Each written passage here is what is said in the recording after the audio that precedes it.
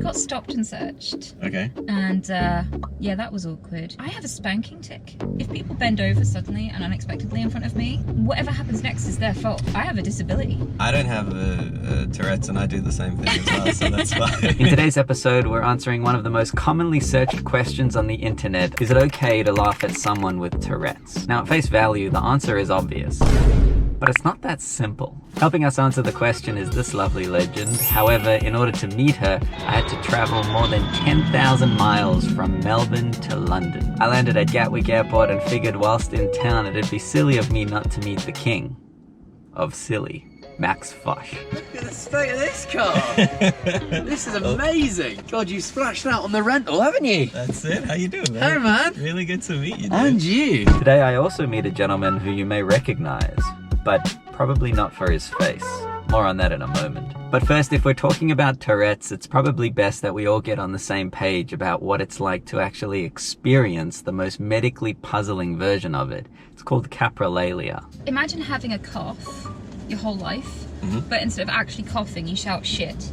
And the more you try to hold it in, the more the cough tickles and you can't hold it in for very long. And if you do try to hold it in, it just comes out worse eventually. And there you go. Try not to cough at a funeral is my entire life, everywhere, at all times. To Waterloo, I think? Yeah, we're going. I'd like to go to this is going to be the lamest sentence I've ever said, a board game pub. Fuck yeah. Yeah. All right, that's how you do That's it. the kind of guy I am. Do I just get press start? Yeah. Okay, let's go. How you doing? Nice to meet you. Are we in the no stopping zone? I'm not really sure. I'm not sure either. Do you drive? Nope, I'm not allowed to drive. Neither. Wish That's us a good luck. start. I'm not sensitive about my tics whatsoever, so if you have any questions or you want to poke fun, you're totally allowed, and you're always allowed to laugh. Okay. What? No. Down from production, is that it? That's the end of the video? The most qualified person just answered the entire episode's question in the first 2 minutes. Calm down, Darren. It's not that straightforward. There's a catch. I actually got the tic from a parrot. I didn't get it from a phone. No. And at the time I had a tic where I kept saying, "Can I bite you?" I asked a dentist that one. He took it really surprisingly well. But like... The bite? We didn't get that far, thankfully. Okay, He's good at dodging. And That is Downing Street. So that is where the Prime Minister lives, down there. Central location, close to transport. Yeah. Get in, get out. Is there always a protest going on? Yeah, there's always a protest going on outside. That's a less well-maintained protest. Less well-attended protest. The placard just said free. it's one of the reasons why I like Australia. I really want to go. I've never been, because you guys have all the best animals. Spiders, and you have wild bearded dragons, and you have like those big muscly rabbits, kangaroos. Yeah. And muscly rabbits, that's awesome. I had tickets to a Chelsea football match away at Arsenal, like the big London derby. Okay. And we were in the away section. We were called, you're gonna have to beat this out. Your mum, all this for about 90 minutes. Nice. And Preston's face, like he's just like from like South Carolina, just like a lovely guy. It's like, why are they so mean? I'll kill your dad. No, you won't. Can I ask a favour? Fuck off. Do you mind just tapping the back of that GoPro just to see if the... Whoop. Oh, you just hit that. Did you see the... Oh yeah, You you hit did. it. Doesn't give a fuck. Bitch. As a Brit, as a Pommie, what is it that makes England like quintessentially British? That's a really good question. Because your accent is one of them. It's it's very much like high tea, lovely jubbly things to say, good things like job, that. yes. I unironically say crumbs, like crumbs. Any given country, in any given language, they have the most words for the things that matter most to them. Okay. So like in some cultures you'll have 30 words for snow, and we have like 200 words for Interesting. so you can tell what we care about. What other words for... Because I know slag. We have, slag, harlot, tart. I like harlot. Harlot's quite good. Harlot's underrated because it's Yeah. got a Victorian feel to it. Yeah. I think we're very dry. We've got an underlying feel of pessimism to us. It's pessimism with a twinkle in the eye. Yeah, well said. Something I learned the other day, this whole fucking incredible thing around suck your mum. Do you use that in conversation? What, suck your mum? Yeah. Usually I threaten to fuck people's dads, but I think that's just Okay. Yeah, all right, fair enough. I've threatened a lot of people's dads. If the dad is in the room, they're like, hey, let's go. That's the problem. Your British insults are amazing. Oh, yeah. It's on another level. Because in Australia, it's pretty service level. Oh, you're a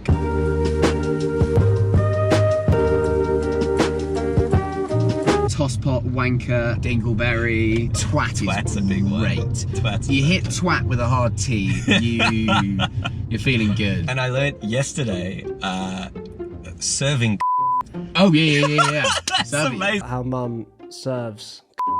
Oh, he said it. What? I do, apparently. I've never heard that saying. You haven't heard that? There you I've never go. heard those words put in that formation. Yeah. Congratulations. Well, thanks. How long have you been I serving? know. I've been serving, I've been doing that for, it's probably about 6 months. I had quite a social life. Yeah. And then I was the guy that was taking people home in the Uber, rather, on a Saturday night instead of... Yeah, sure. Exactly. Hey, look, if the shoe fits, whatever. One of the things that I love about the internet is how the unexpected can become reality. I was curious to know if Sweet Anita's tics have ever created an unfixable situation. I'm here to fuck. I'm here to swear at you for a little while. I figured it'd be funnier if I didn't tell you why. So fuck off. I have the best content. Fuck the best content tits. The best tits. The best tits in the the best content organization. I've gotten in trouble with it most of my life, so I'm very, very good at de-escalating. There's only so many times you can get away with offering to fist someone's grandma before it does get you in trouble. Speaking of getting into trouble, Max spent an entire day at a nudist colony and documented it for us here on YouTube. I had questions about a specific mishap during his butt-naked adventure. Oh God. Yeah, I leaked my own news. Oh no. So I think the context in which you're alluding to is I spent 24 hours with a nudist population, nudist colony, naturists as they like to be called. I remember when I was editing that video, I had to do it like in my bedroom with no one, which makes it sound even worse. I just looked at like naked footage of myself for hours on end in my bedroom. They were 24 frames a second. Yeah. So I was going through every single one just to make sure that nothing was like nude, nothing was naked. I was happy with the video. I then burnt all of the original footage. That footage is gone forever. Yeah, right. And yeah, absolutely. I bet there's someone out there. Yeah, you for the know. OnlyFans, come on. And I posted the video and when I moved back was during COVID, so you had to do 2 weeks in hotel quarantine. Okay. 2 weeks in a hotel with no balcony, I was bored. Started taking pics, Yeah. started putting them on Twitter. Interesting. And 2 weeks later when I left hotel quarantine, I had something like 15,000 Twitter followers. Wow. And then I just kept posting pics because it was fun. No face. Yeah, no face. Oh, yeah, no face. No face, no balls, nice watch. Yeah. This gentleman right here is known as the Girthmasterr. Way back in the day, I put a picture on my Instagram of a watch around my Okay. and posted it to my regular Instagram feed, just showing off my new watch, and nobody could tell. I saw a comment come through being like, lol Max, you missed a spot at 8:24. Oh, no. I remember seeing that going, yeah, of course they're gonna say that. Yeah. Like, they're gonna get me to click on it. I know it's not there. Shut up. And then another one with the exact same timestamp, and then another, and another, and then within like, you know, an hour, I had 100 or so comments being like, lol, you can see your cock at 8:54. No. And I thought, no way. So I went on and looked, and I'd missed a frame. Fuck. I'd missed a frame. Fuck. And what had happened is that I had not taken into account, it was a nice summer's day, the reflection in the window of a greenhouse. And there it was, my reflected penis staring right at the world. The video was monetized, so you I guess didn't I find was the out. first person ever to monetize my nudity. And No, you're not the first no, person. definitely But not. on YouTube. for Yeah, sure. on YouTube, definitely. Actually, I know. Guys, have you ever thought about this? Just get people to pay to look at your naked body. It's somewhat self-explanatory, but why Girthmasterr? And why not like Thick Rick or something? You know what I mean? I have the dumbest story, like origin story for my name ever. I was in hotel lockdown, I was bored. I had like a KitchenAid Mixmaster in my head. Okay. Like the blender Yeah, for yeah. your Yep. tabletop. Yep. And I just thought like, Girthmasterr, Mixmaster. Like, to me, in my brain, it sounded like a transformer, and that was funny. For a number of hours, I was playing this game of chicken with myself. Like, do I take down the video and therefore lose all of the work, or am I okay with some of the internet seeing my penis for 8 hours? I chose option B. Damn right. Oh God, I haven't thought about that in a long time. Was it a cold day or a warm day? It was. I'd love to say it was deep midwinter, but it was the hottest day in July, and that's it didn't help me in any way. It was nature was giving me a home advantage, and there was nothing that I could do to match it. Oh no. Reddit has a lot of internet haters, and I got hate on there, but it was the weirdest thing for being circumcised. There is on Reddit a massive anti-circumcision community. Really? And they want their voice to be heard. What? They go out of their way. If they see a circumcised penis, Really? they will just hit you with facts and statistics about the damage it does. And like, Really?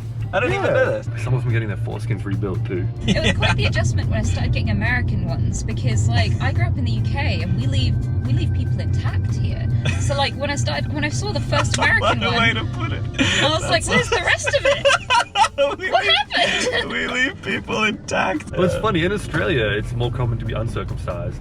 In America, almost everybody is circumcised. Are you We okay always with have that? down the line. Like, are you okay being naked? I never used to be, but I feel like I'm 30 now. Yeah. I'm kind of like...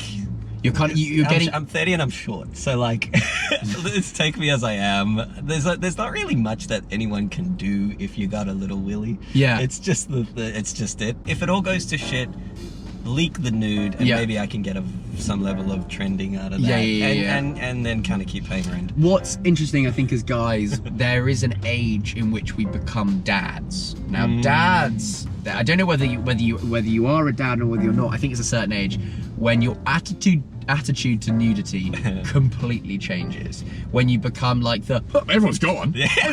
Everyone's gone. It's fine. Everyone's gone. Like suddenly you're walking around a changing room, having a full conversation, leg up, toweling in between the balls, and you're like, "What are you doing?" Like, everyone's got one. Have you heard of a guy named the Girthmasterr? No, he sounds like a great guy. You'll come across him on Twitter soon enough. Oh yeah, that sounds ominous. He actually, he actually, I'm gonna be really cheeky. I want to go left here, and there's a cyclist. Sorry, give me 2 seconds and I will tell you all about my friend the Girthmasterr. Bitch. Yeah, it's a fucking cyclist. Nope. Alright, we're gonna conserve life, don't worry. There was a little Spanish flea. If you're about to meet somebody named the Girthmasterr, you Google him and you're gonna see what he's about. Like a wine bottle. It's insane. Oh, I have to say, I'm Googling. Yeah. Okay, I think I found the wrong one. Oh wait, In high school, someone put like a page of a mag under like a grate, like a sewer grate.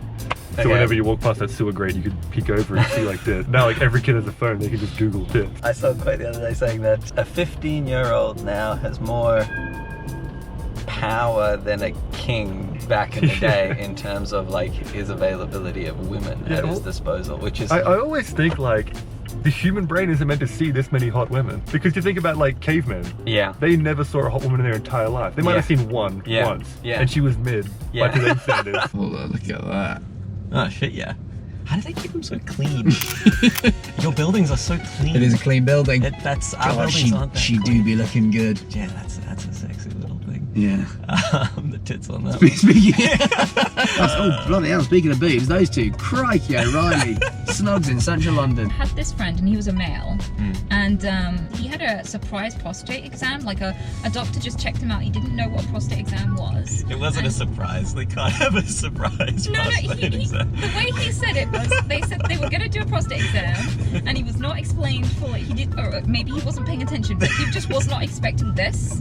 And like he made this gesture with the fishhook finger, and he was like, "This happened." I hope it's never a surprise. I hope my doctor never checks my ears, checks my eyeballs, and then just suddenly he's in me. That's a worst case scenario right there. Well, I don't know. It'd be worse if he could feel both his hands on your hips. We've now seen what Sweet Anita's tics look like. They're plain in sight for all to see. But what's just as noticeable is her fantastic, natural sense of humor. You see, I think the internet's been asking the wrong question. It's not about if it's okay to laugh at someone with Tourette's. It's about if they're in on the joke and we're all laughing together. I think Sweet Anita owns her situation. She lives in the silver lining and she ushers people in to laugh with her, together, she leaves people better than she found them. When you interact with people, good energy surrounds them. Hey yo, we here to leave them better than we found them. Yeah. We'll be pulling up right next to the London Eye. Oh, look at that ending. That is picturesque. Beautiful.